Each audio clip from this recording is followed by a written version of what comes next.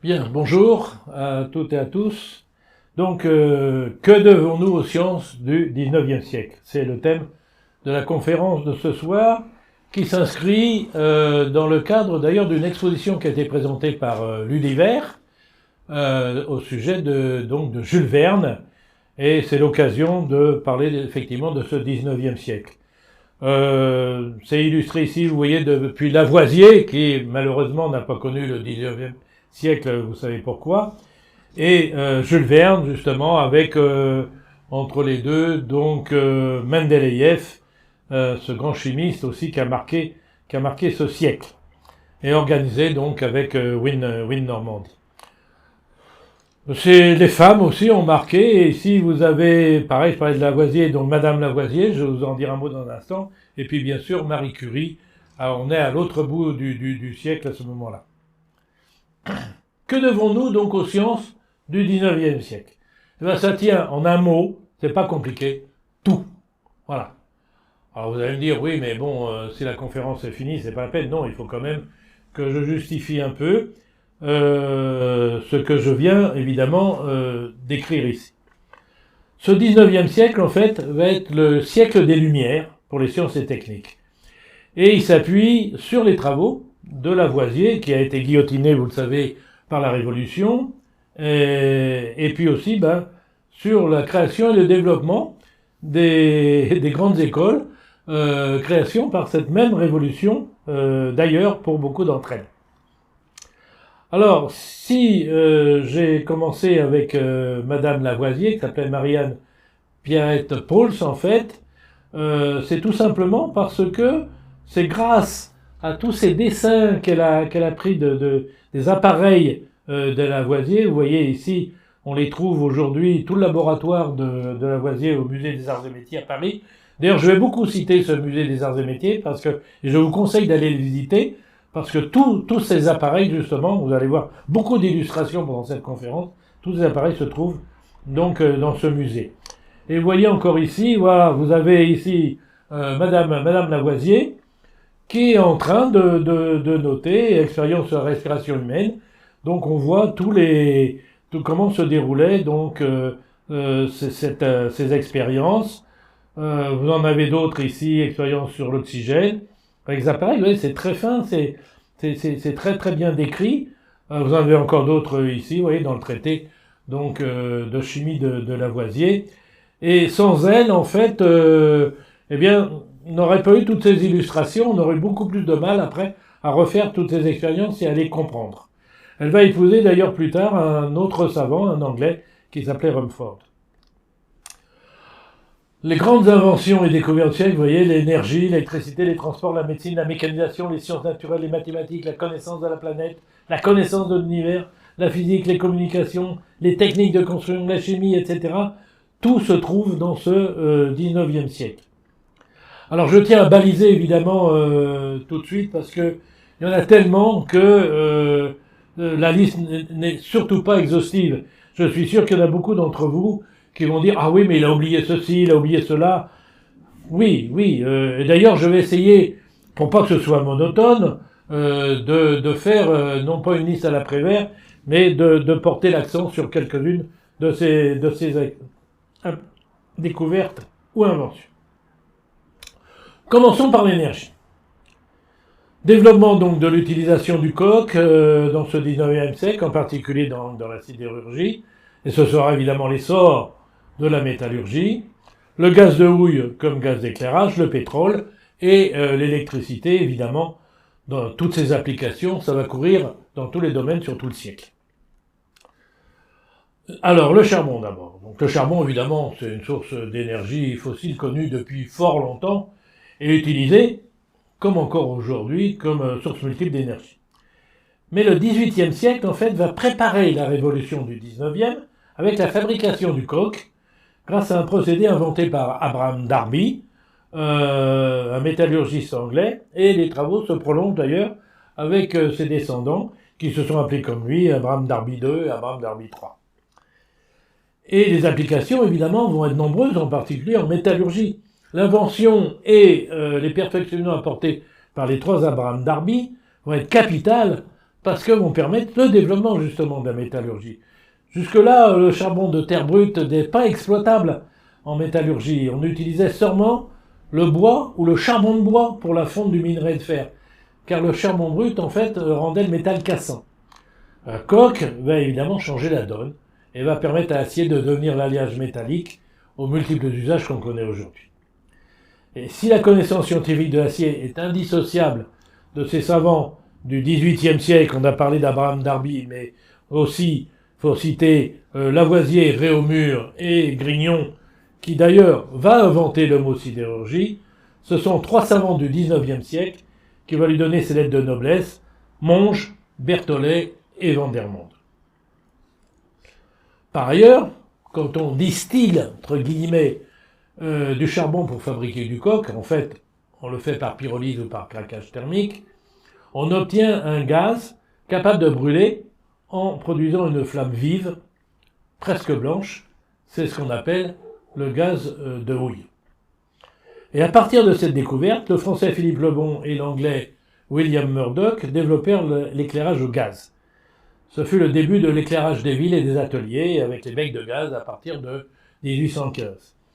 Alors certains d'entre vous vont réagir sur le nom de William Murdoch, je le vois d'ici. Simplement, c'est une série aujourd'hui qui passe à la télévision. En réalité, en fait, l'écrivaine qui a écrit cette série télévisée a dit qu'elle s'était inspirée du nom du développeur du gaz de houille comme éclairage, comme gaz d'éclairage, pour lui donner le nom, en fait, de son héros. Donc, vous voyez, il n'y a pas de hasard dans l'homonymie, c'était tout à fait voulu. Je ferme la parenthèse. Bien évidemment, l'éclairage électrique arrivera beaucoup plus tard. Donc, pour l'instant, on en est évidemment à l'éclairage au gaz.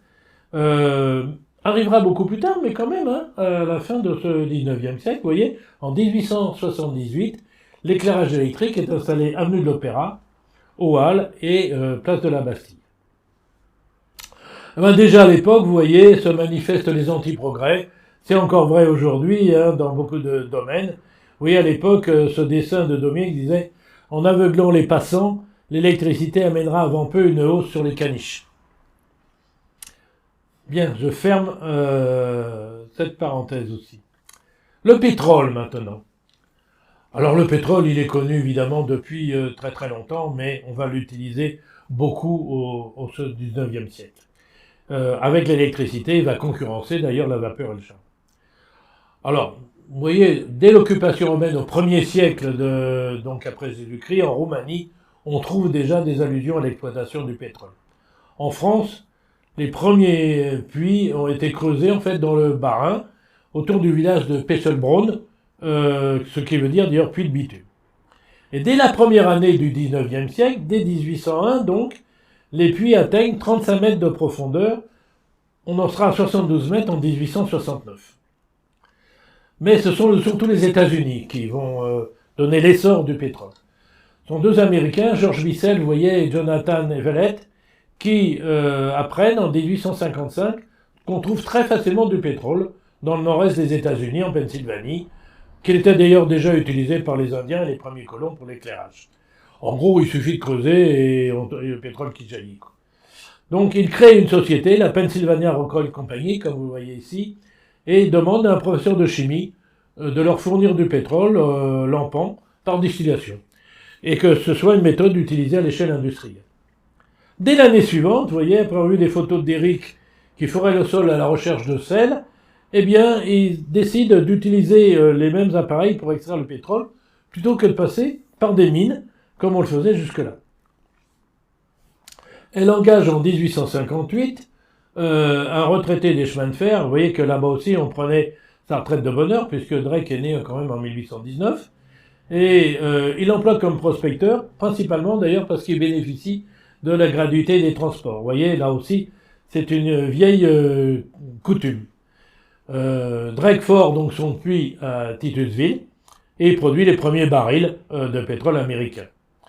Les États-Unis en produisent 274 tonnes en 1859 et l'année précédente, le seul producteur était en fait la Roumanie avec 200 tonnes. C'est le début de la ruée vers l'or noir et dès 1862, vous le voyez, les États-Unis produisent 400 000 tonnes, soit 3 millions de barils pour toute l'année. Hein. Et par comparaison, vous voyez qu'aujourd'hui, la production mondiale est de 96 millions de barils par jour. On n'est pas du tout dans la même échelle, bien évidemment. Les prédictions de Mendeleïev, vous voyez, c'est assez intéressant. Regardez, moi je disais ça dans mes conférences déjà depuis une dizaine d'années quand je faisais des conférences sur l'énergie. Je dis, nos descendants nous accuseront d'utiliser bêtement le pétrole simplement pour nous chauffer ou dans les transports, alors qu'on pourrait l'utiliser en pétrochimie. Alors c'est vrai que, même dans les générations qui viennent, on saura faire ces molécules autrement, mais c'est bien grave. Et regardez, en 1882, déjà Mendeleïev écrit à Alexandre III en disant « Ce matériau est trop précieux pour être brûlé. Quand nous brûlons du pétrole, nous brûlons de l'argent. Il faut l'utiliser comme matière première de synthèse chimique. » Donc vous voyez, il avait effectivement extrêmement raison. On ne l'a pas suivi. On continue d'ailleurs à ne pas le suivre 150 ans après. Hein. L'électricité, donc Volta, bien sûr, connaît l'inventeur de la pile. En 1800, juste avant, en fait, au 19e siècle, un empilement de rondelles de zinc et d'argent. C'est pour ça que ça s'appelle une pile, d'ailleurs, dans une saumure. Et vous voyez, il est en train de présenter ça en 1801 à Napoléon Bonaparte. À partir de là, tout est à découvrir dans ce domaine, et tout va être découvert. Électromagnétisme, vous voyez, en 1820, par Herschel, la loi d'Ohm, bien sûr, 1826, l'induction électromagnétique en 1831, la bobine d'induction Rumkopf, décrite dans le voyage au centre de la Terre, 1864, puisque cette conférence s'inscrit en parallèle avec l'exposition présentée par l'univers sur Jules Verne, à chaque fois, évidemment, que je pourrais faire une référence à cet écrivain, je le ferai, et vous allez voir que ces occasions vont être nombreuses. Premier générateur électrique, Gramme, premier dynamo, donc un courant continu. C'est lui qui vous accueille, je vous parlais du musée des arts et métiers à Paris tout à l'heure, et sa statue se trouve justement à l'entrée du musée. Et vous voyez, si vous voulez briller dans les salons, vous pouvez demander à n'importe qui quel est le prénom de Gramme. Ce prénom, c'est Zénobe. Il est le seul d'ailleurs à porter ce prénom, puisque ce prénom existe au féminin, Zénobie. Il y a bien une sainte Zénobie, mais il n'y a pas de saint Zénobe. Il a en gros mis au masculin ce prénom. Bon, je ferme la parenthèse. Premier moteur électrique industriel en 1873. L'ampoule électrique, on le sait, inventée par Thomas Edison 1878, etc. Vous voyez, toutes ces inventions sont au 19e siècle. Développement des transports par toutes les voies possibles. Vous voyez, la route, ça va être l'automobile et le vélo. La mer, d'abord les navires mus par la vapeur, puis hélice, remplaçant donc petit à petit la voile. Sous la mer, les premiers sous-marins. Le rail, évidemment, chemin de fer. Et dans l'air, les dirigeables et même le premier vol en avion, qui est un vol français. Alors en 1626, on sait que Joseph Niepce a découvert la photographie. Mais en réalité, il pensait qu'il passerait à la postérité par l'invention du premier moteur à explosion, qu'il invente avec son frère Claude, qui s'appelait le pyréolophore, que vous voyez ici, donc premier moteur à explosion 1807. Et ils obtiennent, vous voyez, de la part de Napoléon Ier, pour une période de 10 années, un brevet d'invention pour leur moteur. Ils construisent donc une maquette de bateau et lui font remonter le courant de la Saône. Il était à Châlons, Chalon-sur-Saône à l'époque. Et leur moteur assure la propulsion en aspirant puis en refoulant l'eau. Vous voyez, ça vient de pyre, le nom, feu, et le vent est fort, je porte, je produis. Il a été reconstitué d'ailleurs ce moteur en 2007. Vous savez qu'il y a une école supérieure des arts et métiers qui se trouve donc à Chalon-sur-Saône, et les élèves donc de Châlons ont eu à cœur pour le bicentenaire de l'invention de refaire donc cette de remonter aussi d'ailleurs la Saône, et maintenant ce moteur est à la maison de Niepce à Saint-Loup-de-Varennes, qui était leur ville de naissance. Assez curieusement, en fait, le premier véhicule automobile, c'est même avant le 19e siècle, c'est le fardier, donc proposé d'ailleurs, inventé certes entre 1769 et 1771, mais qui a été proposé à Napoléon pour suivre son infanterie au début du XIXe siècle. Vous le retrouvez là aussi au musée des Arts et Métiers à Paris, et en fait, il faudra attendre quand même la fin du siècle avec le moteur à combustion interne, et non l'utilisation de la vapeur pour voir se développer ce mode de commotion, parce que vous voyez que là c'est quand même un petit peu compliqué, un petit peu lourd. Alors il n'allait pas très vite, il faisait 3-4 km/h, mais c'était dans le cahier des charges. Il devait suivre l'infanterie, simplement porter, transporter, en fait, tous les éléments nécessaires à cette infanterie, et puis la suivre. Voici une autre vue de ce... Vous voyez, donc c'est essentiellement cette plateforme-là. Transport maritime, 1798, donc juste avant ce 19e siècle, Robert Fulton est le premier à proposer un modèle de sous-marin. Comme il admirait la Révolution française, il s'installe en France. Et en 1802, en fait, il lance un chaland à vapeur. Donc pour l'instant, il laisse tomber le sous-marin. Un chaland à vapeur, mais ça attire pas, ça intéresse pas trop les Français. Et il repart aux États-Unis, et là, vous le voyez, il ouvre la première ligne commerciale régulière à vapeur sur l'Hudson, avec un bateau qui s'appelait le Clermont, entre New York et Albany. Et c'est le début des lignes régulières des bateaux à vapeur. Le premier navire à vapeur qui va traverser la Manche, c'est l'Élise, un petit bâtiment de 16 mètres acquis à Londres par une compagnie parisienne, Pajol, et il a relié, vous voyez, New Haven au Havre dans la nuit du 15 au 16 mars 1816, par des conditions de mer extrêmement difficiles. L'équipage a failli se révolter et tout ça. Enfin, il a fallu toute la persuasion du capitaine pour qu'il termine la traversée. Alors, il y a eu évidemment la lutte entre la voile et la vapeur, c'est bien évident. Ça fait l'objet d'un livre de Jules Verne qui s'appelle Les Fortures de Blocus. C'est pas le plus connu, et il est paru en 1866. En mai-juin, vous voyez, 1819, le Savannah, qui était d'abord prévu comme un navire à voile, a été équipé, en fait, d'une machine de 90 chevaux, et il sera le premier à traverser l'Atlantique, partiellement, à la vapeur. Il avait embarqué 75 tonnes de charbon et 30 tonnes de bois pour cela. En 1837 est lancé le Sirius, donc un navire transatlantique à propulsion mixte, qui effectue sa première traversée, entièrement cette fois-ci à la vapeur. Il a relié Cork à New York en 18 jours et 14 heures. Nous sommes à l'arrivée le 22 avril 1838. Une traversée mouvementée, parce qu'en raison du manque de bois, on a brûlé tout ce qui était brûlable, en fait, à bord, y compris les mâts. Et c'est un épisode, là encore, qui a été repris dans le Tour du monde en 80 jours, bien connu, de Jules Verne. Voilà le Sirius en bas, vous voyez ce navire à aube que vous voyez ici.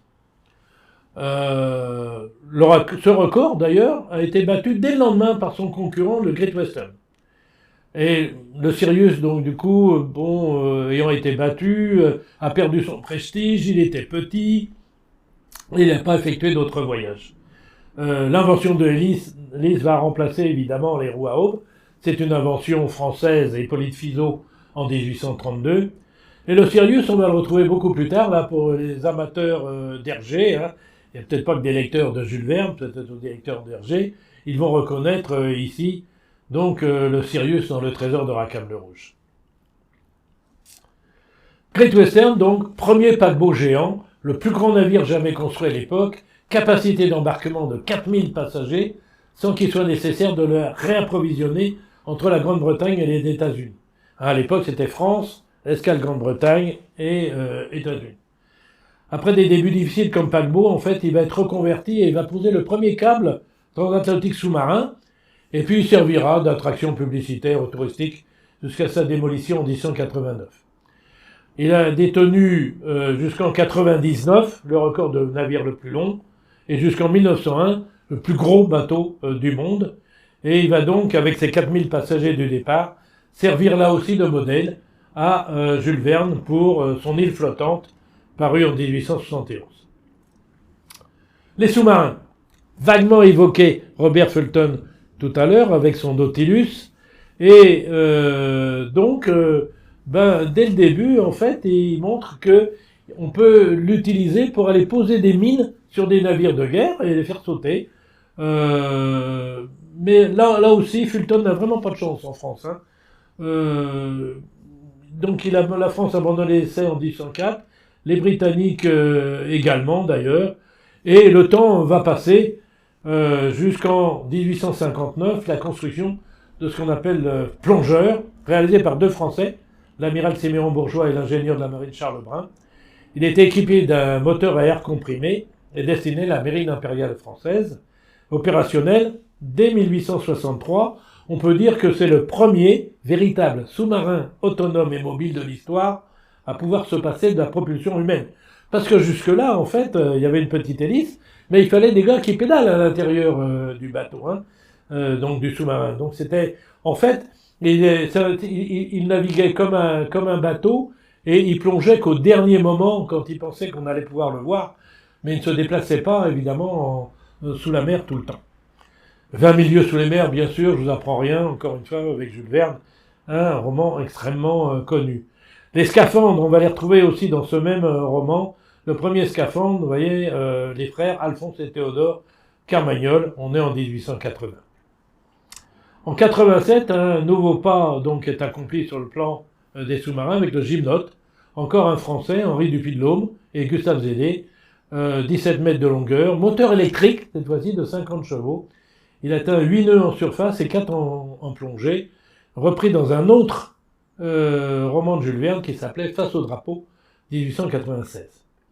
Et le Gymnote va être suivi donc du Morse en 99, et puis ça sera la série des Farfadets au nombre de 4, mais là déjà on est en 1901 et donc au XXe siècle. De nombreux autres sous-marins sont construits au même moment, mais ils seront vraiment utilisés comme armes au XXe siècle. Alors je fais une petite entorse là, évidemment, étant dans la région de Cherbourg, une pensée particulière, tout à fait hors sujet, mais quand même, une pensée pour le Vendémiaire, qui était un sous-marin de type Pluviose, et qui a été éperonné, au cours de manœuvre d'ailleurs, hein, on n'est pas pendant la guerre, là, éperonné et coulé le 8 juin 1912 avec 24 marins à bord, aucun rescapé bien malheureusement. Si vous allez au phare de Goury, vous avez ce qu'on appelle la croix du Vendémiaire, qui rappelle donc la mort de ces marins. Transport terrestre, première machine à vapeur voyageuse, entre guillemets, on est en février 1804, première machine à avoir circulé sur des rails, et c'est Richard Trevithick, donc le premier à avoir construit une telle machine. C'est le véritable inventeur de la locomotive, c'est un ingénieur des mines, et en fait cette invention c'est suite à un pari entre deux maîtres de forge de la région de Cardiff, qui avait fait un pari en disant « mais si je suis capable de construire ça », et il l'a fait. La première locomotive, vous le voyez, pouvait remorquer 5 tombereaux chargés de 10 tonnes de fer à 8 km/h, c'est-à-dire c'est quand même une très très belle performance. Et en 1808, Trevithick vient à Londres sur un chemin de fer circulaire, montrer que ça pouvait fonctionner, et sa locomotive qu'il avait baptisée Catch Me Who Can, c'est-à-dire attrape-moi si tu peux, fit sensation en fait, mais les gens ont eu peur et ils voulaient pas monter dessus et du coup ça a été un échec commercial. Et ça n'est pas fini pour autant de la locomotive dite moderne, disons ça comme ça, qui revient de plein droit au frère Stephenson avec la fameuse Roquette qui va remporter donc le concours de Rainhill le 6 octobre 1829. En fait, c'était le vainqueur de ce concours était retenu pour motoriser la ligne entre Manchester et Liverpool. Vous voyez le schéma en dessous, le était conduit dans un tonneau en bois situé à l'arrière de la locomotive, le charbon se situant donc en dessous de celui-ci. Et elle pouvait tracter des wagonnets de mine ou bien des petites voitures de voyageurs, 30 voyageurs à 40 km/h. Donc vous voyez, voilà, on change d'échelle là, on passe de 8 à 40 km/h. Et à partir de là, donc les locomotives, pendant plus d'un siècle, s'appelleront des locomotives stephensoniennes depuis donc cette invention des Stephenson. L'inauguration de la ligne, donc ils ont gagné, ils construisent cette ligne, elle a été inaugurée le 15 septembre 1830. Vous voyez, nous ne sommes qu'en 1830 là, en présence donc du premier ministre qui était le duc de Wellington. Un grand nombre de personnalités ont fait le voyage et il y a donc une procession de 8 locomotives conduites par les frères Stephenson. Il y a un membre du gouvernement, William Hutchinson, qui s'aventure, là on lui avait dit qu'il fallait pas aller, il se fait renverser par une locomotive. C'est le premier mort donc du rail, William Hutchinson, ce jour-là de 1830. Pendant les 3 premiers mois, vous voyez, on a transporté près de 72 000 passagers, 1432 tonnes de marchandises, 2600 tonnes de charbon, et avec, ça qui est intéressant pour les actionnaires de l'époque, qui avaient investi là-dedans, 14 432 livres, c'est-à-dire un dividende de 2 livres par action de 100 livres, c'est-à-dire du 2%, ce qui est mieux que ce qu'on fait aujourd'hui. 1832, c'est la première voie ferrée en France, non pas vers Paris, comme on pourrait le penser, pas du tout, entre Saint-Étienne et Lyon. Il faudra attendre 1837, vous voyez, pour que la première ligne entre Paris et Saint-Germain-en-Laye soit inaugurée le 24 août 1837, en présence de la famille royale. Mais en l'absence du roi, parce que on avait voulu le protéger, on avait un peu peur quand même, et on avait dit au roi, non, majesté, faut pas y aller. Donc il s'était abstenu, il a probablement regretté, il s'est abstenu. Voyage inaugural donc en 25 minutes, et l'inauguration évidemment rencontre un écho considérable, longuement relaté par la presse, et dès le surlendemain, vous voyez, la ligne est ouverte au public et 18 000 voyageurs sont transportés le premier jour. Et le réseau ferré va évidemment envahir tous les pays. Et en 1869, on aura la traversée des États-Unis d'est en ouest complète. On voit apparaître les premiers tramways électriques à Berlin, vous voyez, en 1880. Puisqu'on est à Cherbourg, donc un mot quand même sur Napoléon III, venu en train par Cherbourg, inaugurant d'ailleurs la ligne Paris-Cherbourg, il s'était arrêté à Caen, et c'était la première fois que la ligne arrivait donc jusqu'à Cherbourg. On aperçoit la montagne du Roule dans le loin, hein, pour ceux qui connaissent Cherbourg, et donc inauguration de cette gare. Là aussi, donc un mot sur Jules Verne, dans son roman La Maison à vapeur, 1880, il utilise une locomotive, vous voyez, locomotive assez bizarre à 4 roues à vapeur en forme d'éléphant, dont les yeux sont des fanaux électriques et qui, soi-disant, peut atteindre 25 km/h et comporte des freins atmosphériques. Il raconte tout ça dans son livre. Petite parenthèse, c'est bon, j'ai mis là en parenthèse sur le titre, pourquoi les trains ont-ils toujours roulé à gauche? Alors moi, on m'a dit que les trains roulaient à gauche parce que c'était les Anglais qui avaient inventé le train, que les Anglais roulaient à gauche, et donc les trains étaient à gauche. Mais évidemment, c'est faux, parce que jusque quasiment dans les années 1900, il y avait une voie unique. Bon, et sur les routes, c'était pareil, les gens, ils roulaient à droite ou à gauche. Enfin, il y avait très peu, il n'y avait même pas encore d'automobiles, c'était des voitures à chevaux, donc on faisait un peu ce qu'on voulait. Donc pourquoi les trains ont-ils toujours roulé à gauche, y compris chez nous? Eh bien, la réponse est simple, hein. Vous voyez, cette belle locomotive Stephensonienne, donc là, un modèle de 1900. Vous le savez, il y avait à la fois un mécanicien qui guidait la machine, et puis vous avez ce qu'on appelait un chauffeur, celui qui chargeait en fait le foyer, que vous voyez au milieu là, sur la petite photo à droite. Donc, ce chauffeur, quand on regarde, donc il se situe sur la droite, le mécanicien est à gauche, et en fait, il voit rien, le mécanicien. Et s'il veut voir quelque chose, il faut qu'il se penche. Comme vous le voyez en dessous, ça c'est donc Jean Gabin dans La Bête humaine. Et donc, si les trains roulent à droite, et si au moment où il se penche pour regarder, il y a un autre train qui arrive, eh bien évidemment, il se fait décapiter. Et donc, c'est le contraire, si le train roule à gauche, il ne craint rien, puisque le train serait de l'autre côté. Donc voilà pour toi, en fait, les trains roulent à gauche, on a gardé cette habitude, évidemment, alors que depuis qu'on a les cabines fermées et les trains électriques, il n'y a plus de raison d'être, mais bon, on a pris cette habitude-là. L'automobile, maintenant. Alors, l'automobile, on va être quand même sur la fin de ce 19e siècle, et la première automobile digne de ce nom, vous l'avez ici, c'est l'Obéissante, de 12 places. En fait, c'est un petit autocar. C'est la première automobile, mais c'est un petit autocar, mu par un moteur à vapeur, on est encore à vapeur, là, et elle peut atteindre 40 km/h, et elle a mis 18 heures pour parcourir les 230 km, donc vous voyez, c'est pas du 40 heures de moyenne, hein, c'était vraiment une pointe, 18 heures pour parcourir 230 km entre Le Mans et Paris. Et il a eu, sur ces 230 km, on lui a dressé 75 contraventions pour excès de vitesse. Alors, il a été malin à Amédée Bollé, le lendemain, donc il est arrivé à Paris, et il a proposé au préfet de Paris de faire un tour dans sa machine. Le préfet était tout content.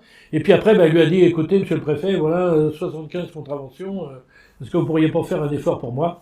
Hop, les contraventions ont été balayées. Le premier aller-retour, vous voyez, sera en 1875, avec d'ailleurs un crochet par Orléans. Voilà d'autres vues de cette obéissante.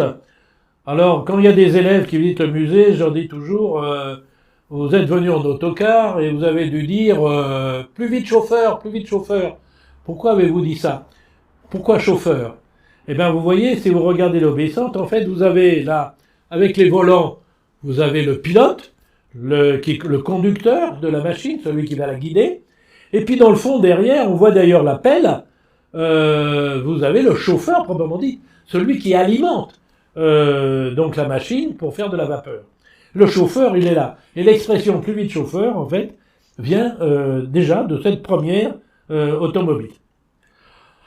Bon, alors là aussi, ça va aller très vite, les inventions. Étienne Lenoir, vous voyez, brevette sa première bougie d'allumage, donc 1876. Amédée Bollé, la première voiture en série, la Mancel, donc comme Le Mans, 1878. En 81, Gustave Trouvé présente le premier véhicule électrique, première voiture électrique à l'exposition internationale d'électricité à Paris. Et on retrouve les noms déjà de Dion et Bouton en 1882. Mais là, c'est encore des véhicules à vapeur. Le moteur conçu par Étienne Lenoir en 1862, c'est lui qui va nous faire passer de la vapeur, donc un véhicule plus souple. Et il est cité, vous voyez, dès 63, dès l'année suivante, dans un livre qui s'appelle Paris au XXe siècle. Alors, le moteur Lenoir fonctionne, lui, vous le voyez, sans chaudière ni condenseur. C'est un moteur, en fait, à combustion interne, qui brûle du gaz d'éclairage à l'intérieur du cylindre. Alors, c'est un peu compliqué quand même au départ. Vous voyez, la mise en route, elle est immédiate, mais son approvisionnement en combustible est automatique, donc c'est déjà ça.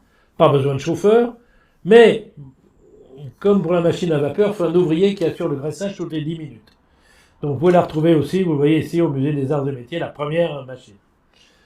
Alors évidemment, bon, dépendant de sa source d'énergie, c'est pas transportable, mais ça va permettre à d'autres d'améliorer et de continuer, vous voyez. Son principe est amélioré par Eugène Beau, dit Beau de Rochas, vous avez sans doute entendu parler ce nom, qui est l'inventeur du moteur à 4 temps et du marquis de Dion, repris pour réaliser les moteurs à essence qui vont révolutionner cette fois-ci les transports industriels.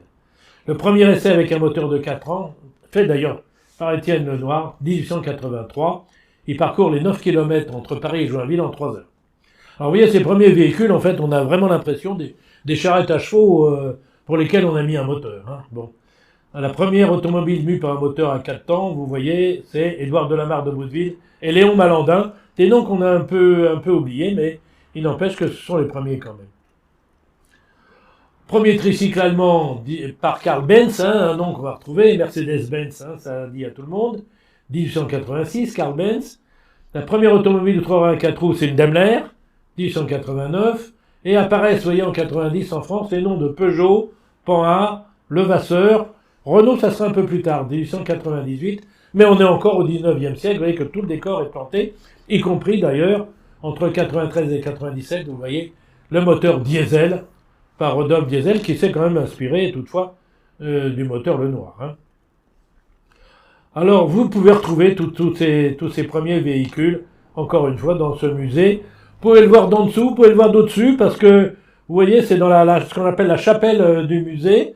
On les a mis comme ça sur l'étage. Ça permet de pouvoir les voir, et vous retrouvez tout en bas, d'ailleurs, l'obéissante d'Amédée Bollé. Et puis tout en haut, d'ailleurs, vous avez les premiers avions, dont celui de Louis Blériot, qui traversera, mais ça sera au XXe siècle, la Manche. 1899, on est à la fin du XIXe siècle, mais on y est encore. Camille Genazzi, qui est le premier à dépasser les 100 km/h à HR, et c'est un véhicule électrique. La jamais contente. La première automobile américaine, on a beau dire sur les Américains, mais vous voyez, ça, eux, ils sont absents pour l'instant. Ça sera seulement au XXe siècle, l'Oldsmobile Curve Dash. Il y a aussi, évidemment, toutes les bicyclettes, tous les vélos, mais voilà, on va pas s'attarder là-dessus. Vous pouvez les retrouver aussi au musée. Les transports par voie aérienne. Alors, les premiers équipages, évidemment, qui s'élevaient au-dessus du sol, vous en souvenez sans doute, on n'est pas encore au XIXe siècle. Le premier vol humain, jamais réalisé au monde, ça sera par des Français, 2 Français le 21 novembre 1783, Pilate de Rosiers et le marquis d'Arlande. Et la première femme à voler, d'ailleurs, c'est très peu de temps après, juste l'année suivante, c'est Elisabeth Tible à Lyon.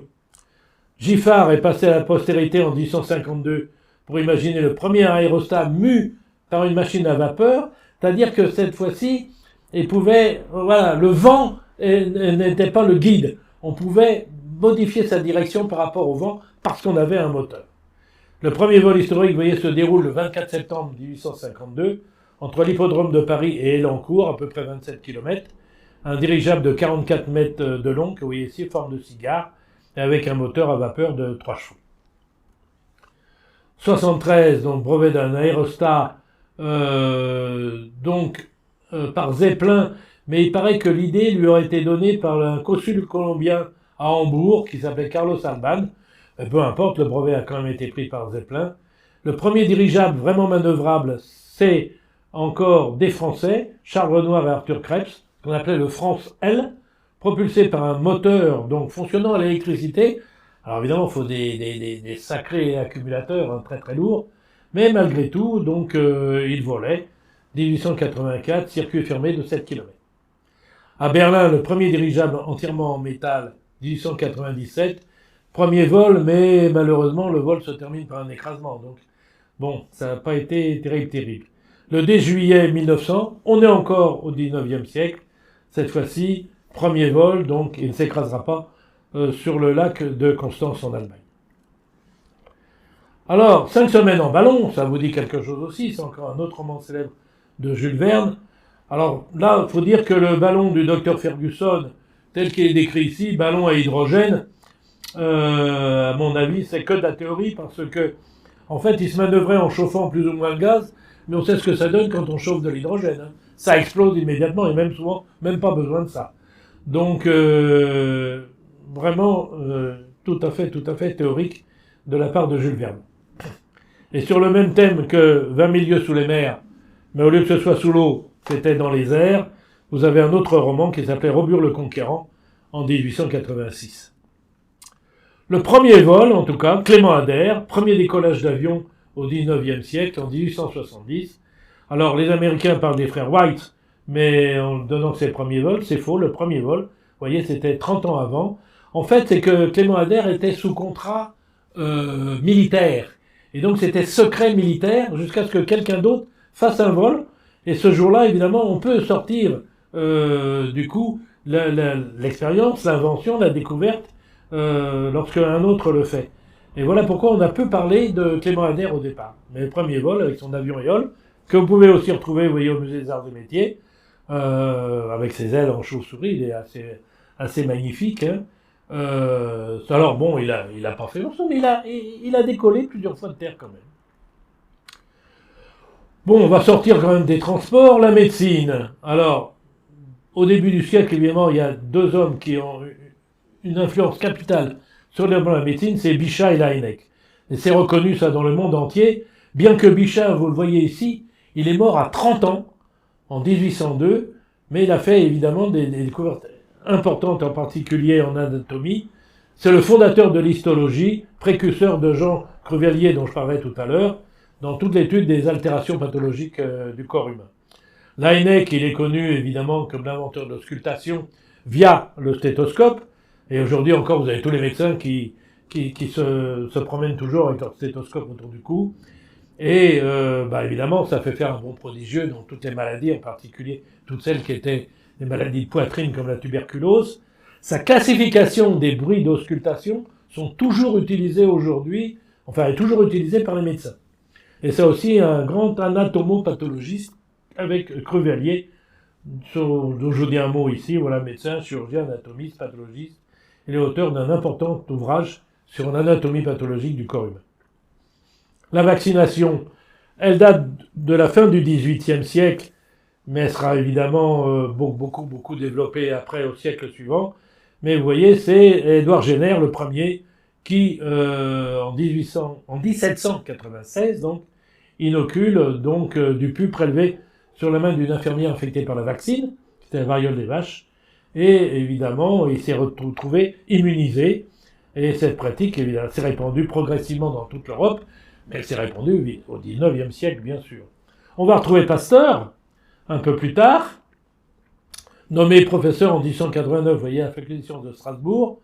Alors, à l'époque, c'est plutôt un chimiste, énormément de travaux, en particulier en stéréochimie. Vous avez là ce qu'on appelle la chiralité, c'est-à-dire que des molécules peuvent avoir le même nombre identique d'atomes et la même nature d'atomes, mais ne pas être superposables. Comme nos mains ne sont pas superposables, et c'est ce qu'on appelle donc la chiralité, du grec kéros, qui voulait dire la main. Donc c'est lui qui a inventé ça, et enfin qui a découvert ça. Mais après, vous voyez, reprendre des travaux sur la fermentation, réfute la théorie de la génération spontanée, énorme bagarre hein, entre spécialistes de l'époque, et vaccin donc contre le charbon, puis antirabique, bien sûr, pour lequel il est très connu, donc avec le petit Joseph Meister, qui d'ailleurs travaillera après à l'Institut Pasteur, et va mourir, va se suicider en fait à l'entrée des Allemands dans Paris. Il n'a pas supporté ça, c'était un Alsacien, et quand il a vu les Allemands parcourir les rues de Paris en triomphateur, eh bien, il s'est suicidé. Nicolas Appert, la pasteurisation, ce qu'on appellera plus tard l'apertisation, dès 1813, vous voyez, procédé de conservation. Alors le problème de Appert, c'est qu'il n'a pas voulu déposer de brevet en disant je fais un livre et que ça serve au monde entier. Et ben les Anglais, eux, ont breveté. Et ce sont les Anglais qui ont récupéré évidemment les royalties. Alors ils en ont fait quand même, Nicolas Appert, ils l'ont nommé bienfaiteur de l'humanité. Bon, ça mangeait pas de pain. Et ben figurez-vous que ce pauvre Nicolas Appert, il est mort dans la misère et il a été enterré dans la fosse commune du cimetière de Massy dans l'Essonne. Voilà le destin d'un grand savant. Robert Koch, bon, premier évidemment à réussir la culture du bacille de charbon, à l'isoler et donc en fait ce bacille a été découvert par des Français, Pierre Rayer et Casimir Daven, mais c'est lui qui va isoler le bacille de la tuberculose à côté donc du bacille du charbon. Ça devient un peu une généralité. Et méthode de culture donc in vitro, reproduisant la maladie chez les animaux avec la souche qu'ils venaient de cultiver, et il prouvait comme ça que le germe était bien responsable de la maladie. C'est le fameux bacille de Koch, nom que l'on utilise encore aujourd'hui. Et puis vous voyez, plus tard, il va isoler l'agent microbien du choléra. Il va recevoir le prix Nobel de médecine. Alors les prix Nobel, évidemment, c'est 20e siècle, mais beaucoup de ces prix Nobel s'appuient sur des découvertes du 19e siècle. On va pas tous les détailler. Je vous ai mis ici les prix Nobel qui ont été décernés en médecine, on verra de tard. Donc je vais pas détailler. Vous voyez, von Behring, Ross, Finsen, Pavlov, Golgi et Kajar. Et puis vous en avez jusqu'en 1911 en fait. Donc Laveran, etc., Kocher, Kossel et Guston. Tout ça, de prix Nobel de médecine. Donc quasiment tous les premiers, évidemment, s'appuyait sur... Alors, ceci dit, pour ouvrir une parenthèse, on ne respectait pas là le testament, enfin l'esprit du testament de Nobel, parce que Nobel voulait qu'on récompense une découverte de l'année. Et si c'était le cas, évidemment, ça ne serait pas toutes ces découvertes-là. Non, on a préféré privilégier et reconnaître, promouvoir des savants qui avaient apporté une contribution importante dans leur domaine. La génétique, Mendel, alors c'est pas la première fois que je fais cette conférence, c'est la première fois que j'avais fait, vous voyez, je parlais tout à l'heure de liste non exhaustive, vraiment, me reprochez pas d'oublier, pas oublier, j'avais oublié Mendel la première fois. Alors bon, on m'a dit, bah, écoutez quand même, vous n'avez pas parlé de Mendel. Alors bon, j'en parle, vous voyez, donc père évidemment de la génétique, c'est important, c'est vrai. Alors, père de la génétique, les fameuses lois de Mendel, mais pas que. Vous voyez, il a beaucoup d'autres domaines, il s'est investi, l'apiculture, l'horticulture, et surtout la météorologie. Pour ses contemporains, en fait, si on avait dit Mendel, qu'est-ce qu'il va laisser comme trace dans l'histoire, on a vu un peu pour Niepce tout à l'heure, où Niepce pensait qu'il laisserait une trace avec son moteur, alors qu'en fait il est reconnu comme l'inventeur de la photographie, surtout. Et bien Mendel a dit, ben voilà, la météorologie, eh bien non, hein, bien sûr, c'est plutôt la génétique, mais pourtant, Vous voyez, il a étudié ce domaine-là pendant près de 30 ans, entre 1856 et 1884. Il a fait des relevés systématiques et colligé donc l'ensemble des résultats de toutes les stations météorologiques de son pays. Donc ça, c'est important aujourd'hui aussi pour l'histoire. La mécanisation, bien sûr. J'avance, ne vous inquiétez pas, j'avance. 1801, le métier à tisser de jacquard. 1852, les premières locomobiles, ancêtres donc des tracteurs d'aujourd'hui, pour remplacer les chevaux. L'invention de la presse rotative 1845. La première moissonneuse-zilleuse 1875, qui permettait de débiter jusqu'à 400 hectolitres de blé par jour. Cette fois-ci, vous voyez, on est au musée des arts et traditions populaires de Draguignan. Un grand nombre de sociétés savantes voient le jour. Quand je dis un grand nombre, c'est des centaines. Alors, un mot évidemment pour la Société des sciences de Cherbourg, puisqu'on est à Cherbourg, vous voyez, qui a été fondée en 1852 par Emmanuel Liais, Auguste Le Joly et Théodose Dumoncel, et dont j'ai l'honneur, comme vous le savez, d'être le directeur depuis 2013. Les sciences naturelles, botanique, zoologie, mycologie, archéologie, entomologie, minéralogie, là, vous voyez, on est dans des listes un peu à la Prévert. Ça sera le siècle des classements, en fait. Quand vous regardez ça, vous voyez, espèce, genre, famille, ordre, classe, etc. Donc, apporter une rigueur scientifique. C'est vrai qu'on connaissait déjà beaucoup de choses dans les siècles passés, mais c'est ce siècle-là qui va tout ordonner, et donc ce qu'on appelait à l'époque la taxinomie,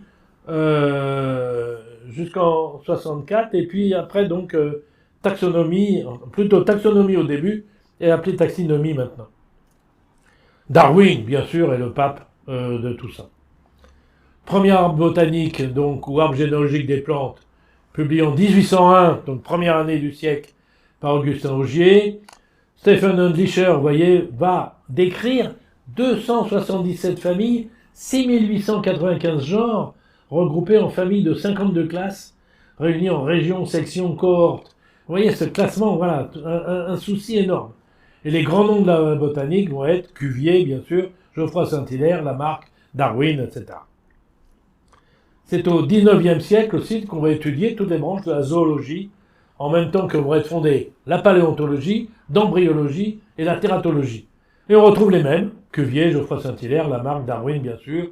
On peut y ajouter Audubon et ses dessins, Haeckel, Huxley et bien d'autres. Ces découvertes sont d'autant plus nombreuses qu'ils vont porter leur nom sur des domaines qui avaient été négligés, en fait, dans des domaines négligés par les observateurs des siècles précédents.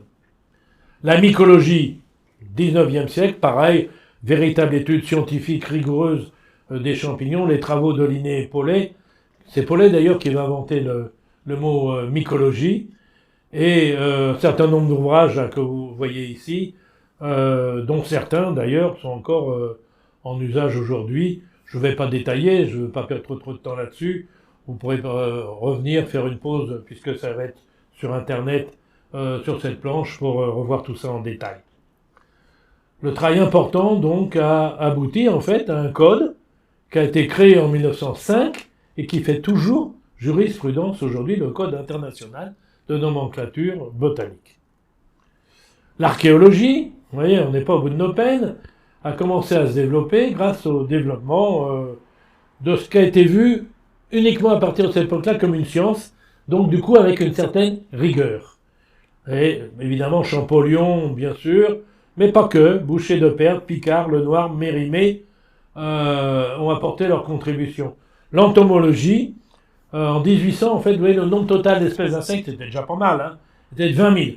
Aujourd'hui, on en est à 1,3 million d'espèces décrites, et on dit que chaque année, on inventorie 10 000 nouvelles espèces. Au XIXe siècle, donc, l'entomologie se développe, et évidemment autour de Darwin et de Fabre. La minéralogie, donc le pape de ça au départ, c'est oui, évidemment, au Muséum d'histoire naturelle, donc avec son traité de 1801, là aussi, vous voyez, en 1801, et puis là aussi, je vais pas tout détailler, mais vous voyez qu'on a énormément donc d'ouvrages là-dessus, si ça vous intéresse, vous pouvez redétailler tout ça. On évoquera plus loin les éléments d'ailleurs découverts au cours du siècle par Mendeleïev. Les mathématiques, alors je vous ai mis un grand nombre de savants, bien sûr il en manque, hein, ne m'en voulez pas, mais je ne vais pas détailler tout, vous voyez, mécanique, physique mathématique, théorie des nombres, logique, géométrie, algèbre, probabilité statistique, théorie des graphes, analyse réelle et complexe, tout ça, c'est le 19e siècle. La connaissance de la planète. Alors c'est vrai qu'au 19e siècle, bon, il n'y a plus de régions inconnues, un peu étendues, juste seulement peut-être autour des pôles. Mais à aucune époque on a fait autant de voyages nombreux et fructueux qu'à cette époque-là.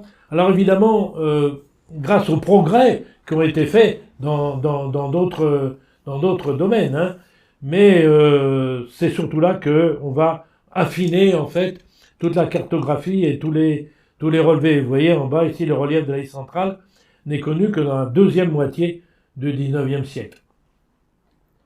Australie, donc carte de l'Australie, on va la voir quand même à la fin du 19e siècle.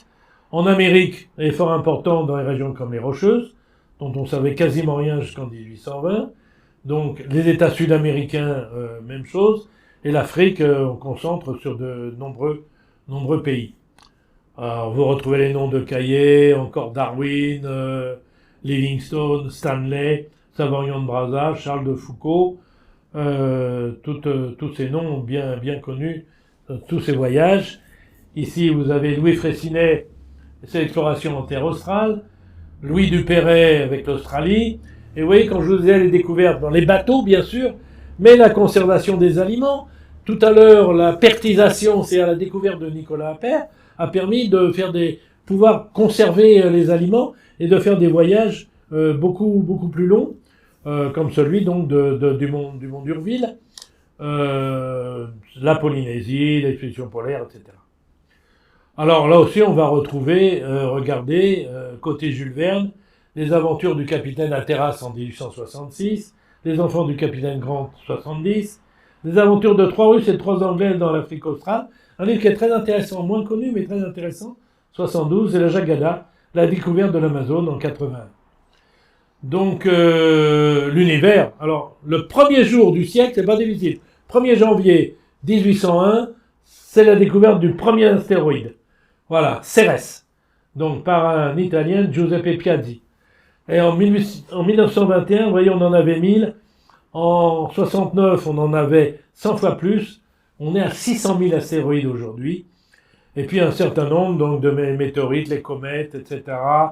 Le Verrier avec la position de Neptune, donc les premiers satellites de Saturne, etc.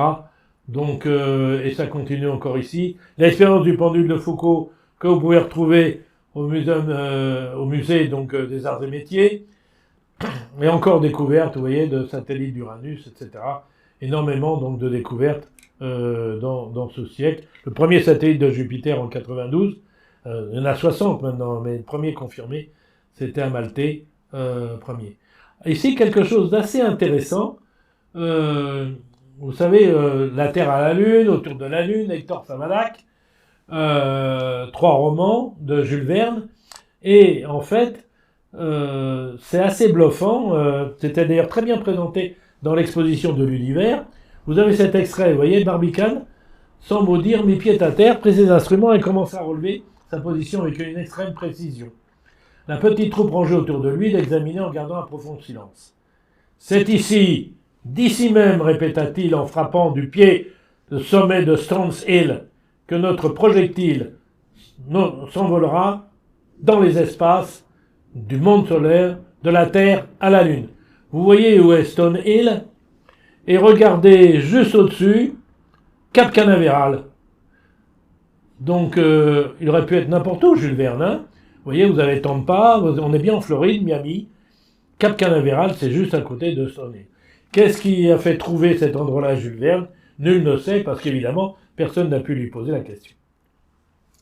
La physique, alors c'est pareil, bon, vous voyez, dilatation des gaz, thermodynamique, vitesse de lumière, les lois de Joule, le nombre d'Avogadro, l'effet Doppler, les lois de Kirchhoff, les lois de conservation de l'énergie, l'analyse spectrale, l'électromagnétisme, et je ne suis qu'en 1864, l'effet piézoélectrique, les rayons X, le premier modèle de l'atome, 1895, et découverte de l'électron par Thomson, les rayons uraniques par Becquerel, la radioactivité par Pierre et Marie Curie, les rayons gamma par Villard, et nous sommes en 1900.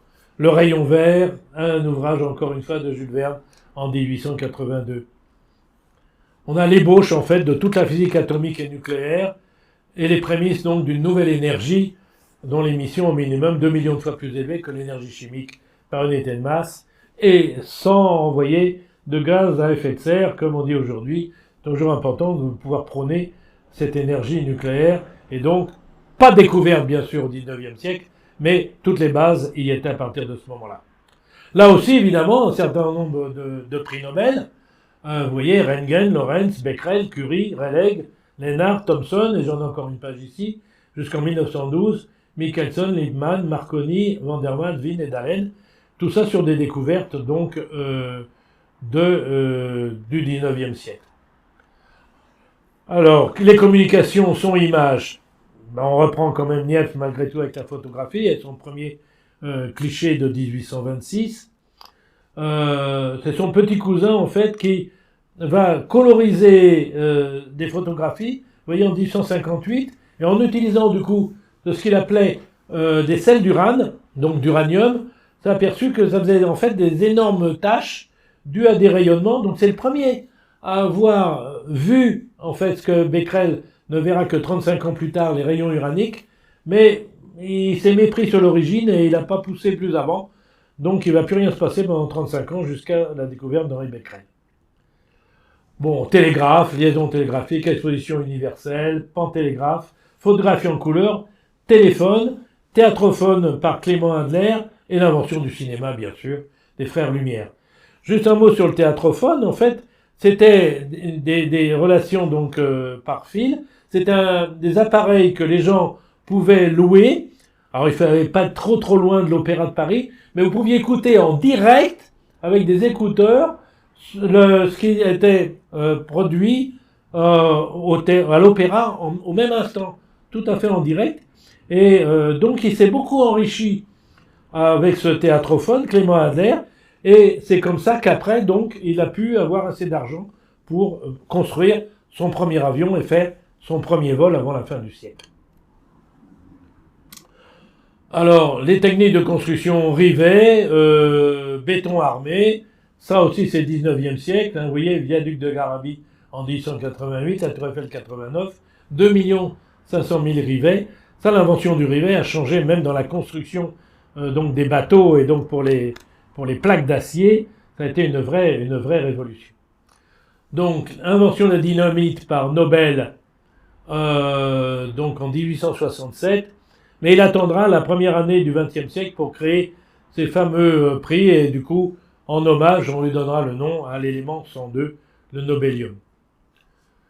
Alors, en chimie, c'est pareil, je vous rassure tout de suite, je ne vais pas tout développer, je vous ai mis les noms d'un certain nombre de savants ici, sur lesquels vous pourrez revenir, parce que la liste est vraiment très longue. Les découvertes, évidemment, sont très longues, et sortent de la chimie organique, vous voyez, l'écriture des réactions chimiques, la chimie structurale, la stéréochimie avec le carbone tétrahydrique, la chiralité dont je vous ai parlé tout à l'heure, là, les mains de Pasteur, la biochimie, encore lui, le classement des éléments avant Mendeleïev et même après, la chimie catalytique, la chimie atomique et moléculaire, etc. Tout ça, c'est le 19e siècle. Donc, vous pouvez retrouver tout ça, d'ailleurs, dans le mémoire, je fais un peu de pub là, le mémoire 69 de la Société des sciences de Cherbourg, que vous pouvez vous procurer. Voici ce mémoire, donc paru en 2014. Vous avez l'adresse, il n'y a pas de souci. En 61, donc, carbonate de sodium par Solvay. Je vous mets ça parce que vous savez que ce fameux procédé Solvay, donc, il s'est enrichi avec ça, et il a fait les premières conférences, ça s'appelle conférences Solvay, qui sont les premiers congrès internationaux. Il avait dit, je rassemblerai à Bruxelles, à mes frais, les savants du monde entier pour qu'ils confrontent leurs résultats. Et vous avez ici Einstein, il était encore assez jeune, Rutherford, Marie Curie, qui est sur son coude, là, sur la table, la seule femme, d'ailleurs, présente. Ça sera encore la seule femme, d'ailleurs, en 1927, pardon. Et puis, là, il y en aura 3. Il y aura sa fille, donc il sera là, Irène Joliot-Curie aussi, Elise Meitner. Mais c'est la dernière année que Marie Curie assistera à ces conférences, puisqu'elle va décéder, comme vous le savez, l'année suivante. Un mot sur les chimistes normands, puisqu'on est en Normandie. Pierre Dulong, donc Académie des sciences, il découvre le chlore d'azote en 1812. Il est surtout connu par la loi, évidemment, de Dulong et Petit, puisqu'il a développé une théorie qui permet d'expliquer la valeur de la chaleur massique des métaux. Vous voyez, le produit du poids atomique, entre guillemets, par la chaleur spécifique de nombreux éléments pris à l'état solide est égal à un nombre de calories dont la valeur est constante et vaut à peu près 6,4. C'est la fameuse loi de Dulong et Petit. Vous avez Vauquelin aussi, bien sûr, né dans le Calvados, comme vous voyez là, donc professeur à l'École centrale des travaux publics, professeur au Collège de France, membre de l'Académie de médecine. Et c'est le premier à avoir isolé un acide aminé. Il a fait aussi une carrière politique, puisqu'il a été élu député du Calvados en 1827. Et puis vous avez aussi Victor Grignard. Donc là, ça va être juste la fin, hein, vous voyez, puisque c'est en 1900 qu'il publie son article sur ce qu'on appelle aujourd'hui les organomagnésiens. C'est vraiment la base de toute la chimie de synthèse dans le monde entier. Hein. Il est connu là-dessus, et il a eu le prix Nobel donc en 1912. C'est à 41 ans le plus jeune prix Nobel de chimie. Il a battu Marie Curie de quelques mois, et il était né à Cherbourg, vous voyez, fils d'un ouvrier de l'Arsenal. Et élève au lycée à Cherbourg, et ce lycée, évidemment, aujourd'hui s'appelle Victor Grignard.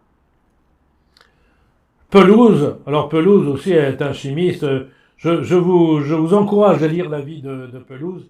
Il a fait énormément de choses, et synthèse d'acide formique, découverte des nitriles. Il était né à Valognes, hein, on est bien dans le haut de la Manche. Et donc le coton-poudre en 38, qui sera l'invention d'un nouvel explosif. Première distillation fractionnée du premier pétrole américain. Et il a travaillé avec les grands chimistes, soit comme assistant au départ, soit comme professeur. Vous voyez que comme Dulong, il a son nom, en fait, ils sont 72 comme ça, à avoir leur nom. Vous voyez, Dulong est à côté de la place, Pelouse est à côté de Carnot, sur les quatre faces, en fait, de la Tour Eiffel. Mendeleïev, quand même, bien sûr, il faut que je vous en parle, parce que la classification de Mendeleïev s'appuie sur la découverte des éléments. Là aussi, le tome 70, de la Société des sciences de Cherbourg reprend tous ces éléments. Je vous encourage aussi donc à voir l'étymologie, la découverte de ces éléments. Vous pouvez tout trouver sur 120 pages de ce mémoire. Donc, vous voyez, à la fin du XVIIIe siècle, on ne connaissait que 29 éléments. Donc, j'aurai l'occasion de faire d'ailleurs une conférence là-dessus, toujours par Win Normandie, probablement l'année prochaine, en 2019. Et dans ce siècle-là, 19e siècle, on va découvrir 55 éléments de la classification, donc à côté de ces 29-là. Alors, on va les repasser en vitesse. Vous voyez, donc vanadium 1801, palladium 1802, rhodium cérium 1803, osmium iridium 1804, aluminium, potassium, sodium en 1807.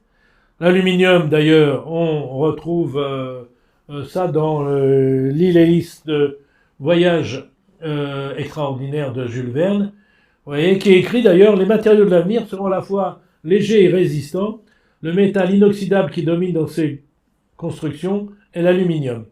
Et assez curieusement, d'ailleurs, dans le dîner de gala que Napoléon III a offert à la reine Victoria en 1855, c'était les débuts de l'aluminium. C'était un métal extrêmement précieux, et les couverts en aluminium étaient donc à la table royale et impériale, et tous les autres invités, en gros, n'avaient droit qu'à des couverts en argent. Mais l'aluminium était à la table d'honneur.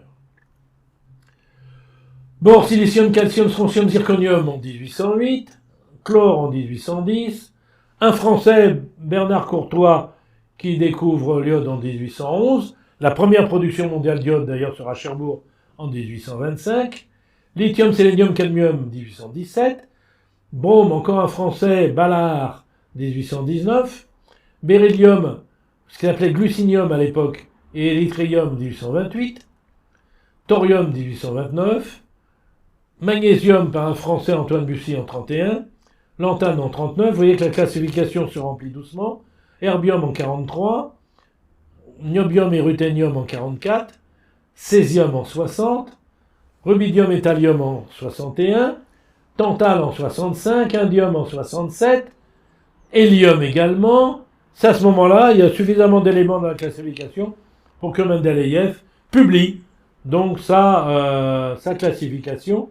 Mais les découvertes vont continuer encore après. Gallium par Lecoq de Bois-Baudran en 75, terbium en 78, scandium, thallium, ytterbium, lutécium en 79, gadolinium, holmium en 80, praséodyme et néodyme en 85, germanium et dysprosium par Lecoq de Bois-Baudran, toujours le même français, en 86, samarium en 89, Eugène de Marsay découvre l'europium en 90, qui était le dernier élément de cette série en bas là que vous voyez, à l'exception d'un qui est uniquement radioactif, non présent sur la planète et que donc on ne pouvait pas découvrir. Eugène de Marsay fait cette dernière découverte de ce qu'on appelle la famille des lanthanides, donc en 90.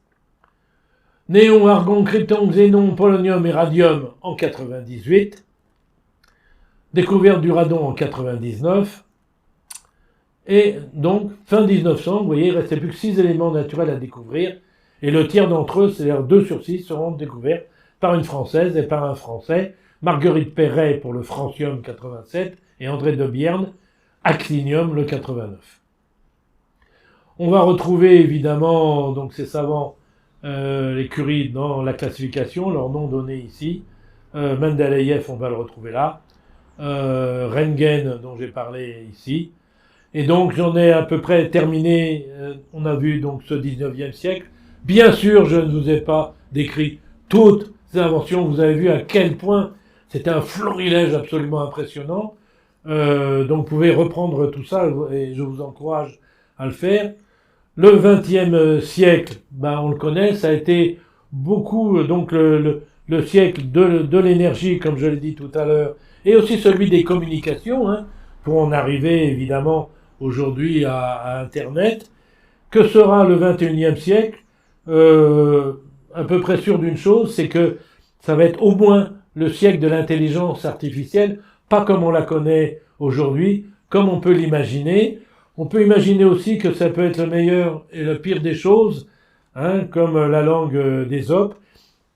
Mais comme l'avait dit aussi Pierre Curie dans son discours Nobel, au moment de recevoir son prix Nobel, et il a dit, voilà, on peut pas arrêter une découverte, et à la suite de ça, en prenant exemple sur Nobel, qui avait inventé la dynamite, qui a porté un progrès, évidemment, pour les hommes, pour tracer des routes ou autres, ou des chenaux ou des canaux, mais qui pouvait être la pire des choses dans les mains, évidemment, d'assassins et de meurtriers, mais qu'on peut se reposer sur la sagesse de l'homme. Il faut espérer que ce sera la même chose pour ces découvertes du XXIe siècle. Voilà, je vous remercie beaucoup de votre attention. Bien sûr, vous l'avez compris, je remercie la bibliothèque donc de Cherbourg, la Société des sciences naturelles et mathématiques, le musée des arts et métiers que j'ai beaucoup cité, et puis vous tous pour votre attention. Bon, voilà, c'était peut-être un petit peu plus long cela.